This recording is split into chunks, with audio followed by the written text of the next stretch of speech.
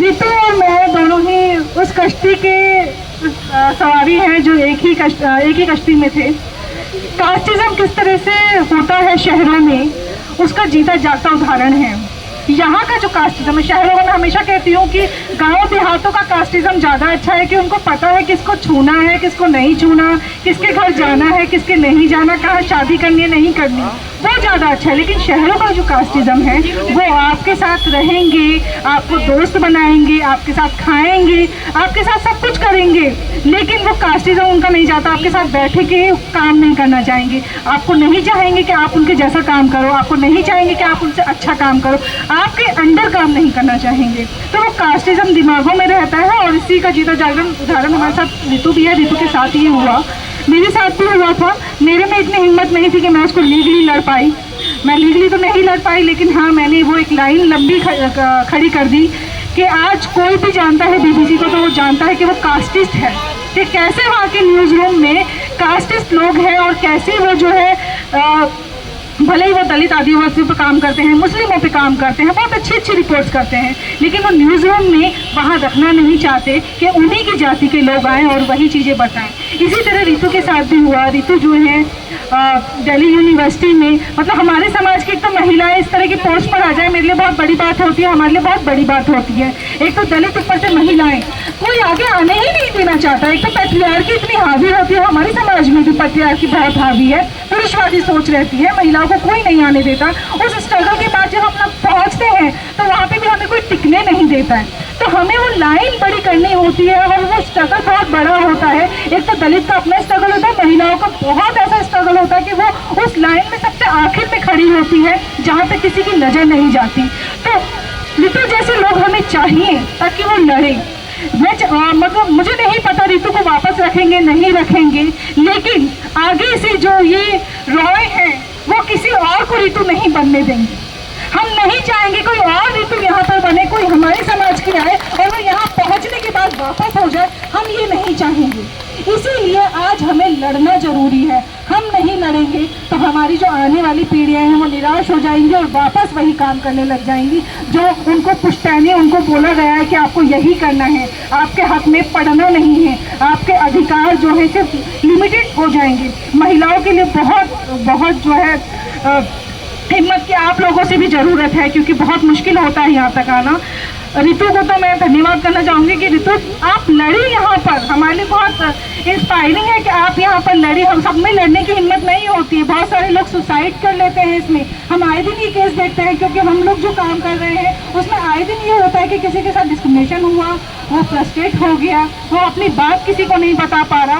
पायल तड़वी हम लोग देखते हैं, रोहित वेमुला हम लोग देखते हैं, बहुत सारे केस हैं। ये तो वो केस है जिनके बारे में चर्चा होती रहती है और हम लोग जानते हैं। ऐसे कई सारे केस है जो हमारे सामने आते ही नहीं हैं। हमारे साथ में जो है प्राचा सर है, लॉयर है, उस तरह के केस ज़्यादा देखते होंगे, हमसे ज़्यादा चीज़ें उन पर आती होगी कि किस तरह से स्ट्रगल रहता है। लड़ना बहुत ज़रूरी है। अगर आज हम नहीं लड़े तो हमारी आने वाली पीढ़ी को हम वो बोल के जा रहे हैं कि अगर आपके साथ गलत हो तो पीछे हो जाना, लड़ना मत। हम लड़ेंगे तो वो भी लड़ेंगे, और डॉक्टर अंबेडकर लड़े थे तो हम यहाँ खड़े हैं। इसीलिए लड़ना बहुत ज़रूरी है। तो लड़ते रही है, एक ना एक दिन हमें इंसाफ मिलेगा, क्योंकि आज हमने अपनी यहाँ पहुँच बना ली है। आज हमने दिखा दिया कि हम लोग यहाँ पर हैं, तो हम एग्जिस्ट करते हैं। ये लोग तो हमें मानते भी नहीं थे ना कि हम इंसान हैं, हम तो जानवर जैसे बर्ताव हमारे साथ करते थे। तो आज इनको इतना तो है कि हमें इग्नोर नहीं कर पा रही है, चाहे हमें पसंद करें ना पसंद करें, लेकिन हमें इग्नोर नहीं कर पा रहे। तो एक लड़ाई हमने लड़ ली है, ठीक है। अब हमें आगे पहुंचना है तो हमें हारना नहीं है। Thank you, thank you.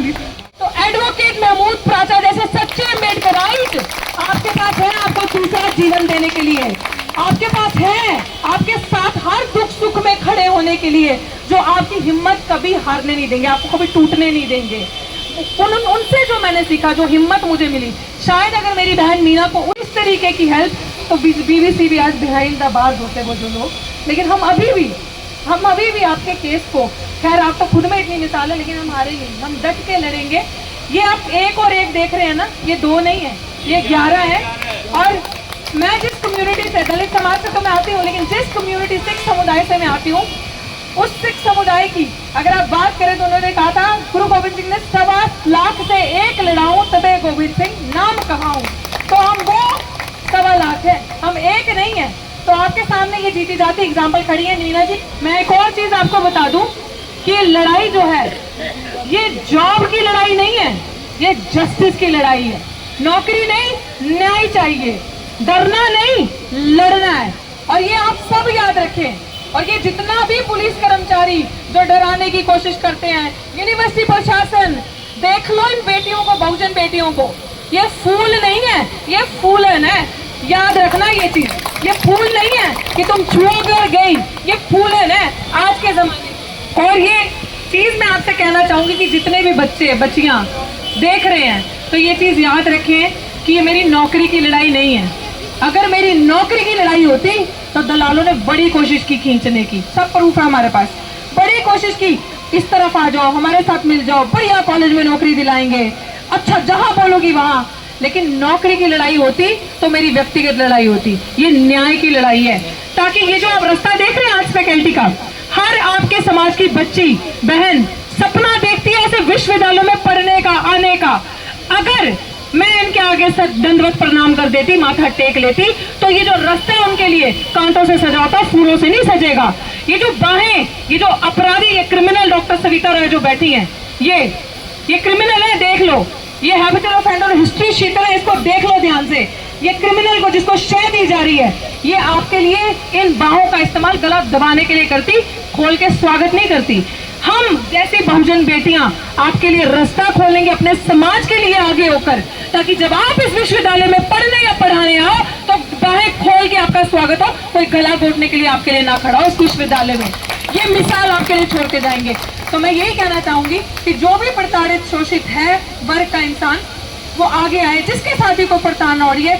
आपसे हम वादा करते हैं, मूकनायक तो आपके साथ है ही सच्ची खबर दिखाने के लिए, लेकिन मिशन सेव कॉन्स्टिट्यूशन, हमारा संस्था, हमारा संगठन आपसे वादा करता है कि अगर आप यूनिवर्सिटी में भी जो एम्प्लॉयज है, टीचिंग या नॉन टीचिंग, मैं आज खुलेआम बोल देती हूँ, अगर आपका हल वहां से नहीं हो रहा, आपकी सुनी नहीं जा रही, क्योंकि एक तरफ वो लोग हैं जो संविधान की हत्या करने पर तुले हैं और एक तरफ वो लोग हैं जो संविधान को बचाने के लिए खड़े हैं। और हम वो लोग हैं जो ये कहते हैं कि इस देश में अगर राज चलेगा तो सिर्फ और सिर्फ संविधान का चलेगा।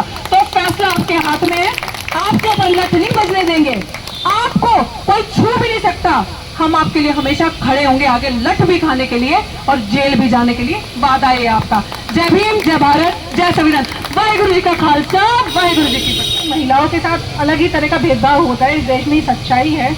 अगर कल को इनके साथ भी होगा तो भी हम खड़े हैं, हम खड़े हैं इनके लिए कि अगर इनके साथ भेदभाव होता है एज अ महिला, एज अ सब कुछ, मैं खड़ी हूँ इनके लिए। लेकिन ये सच्चाई का साथ देने के लिए पहले आगे हैं, ये सच्चाई के साथ रहेगी तो हम इनके साथ भी खड़े हैं। एक बार बोले कि मैं तो सच्चाई के लिए साथ हूँ लेकिन मेरा साथ कोई नहीं रहा, तो हम लोग खड़े रहेंगे इनके साथ। क्योंकि मूकनायक चाहे ऋतु हो चाहे हम लोग हो, हम सच्चाई के लिए खड़े हैं, हम संविधान के लिए खड़े हैं। चाहे कुछ भी हो, कैसी भी परिस्थिति हो, हम लोग खड़े रहेंगे, डटे रहेंगे और यही हमारे पूर्वजों ने सिखाया है। थैंक यू, जय हिंद।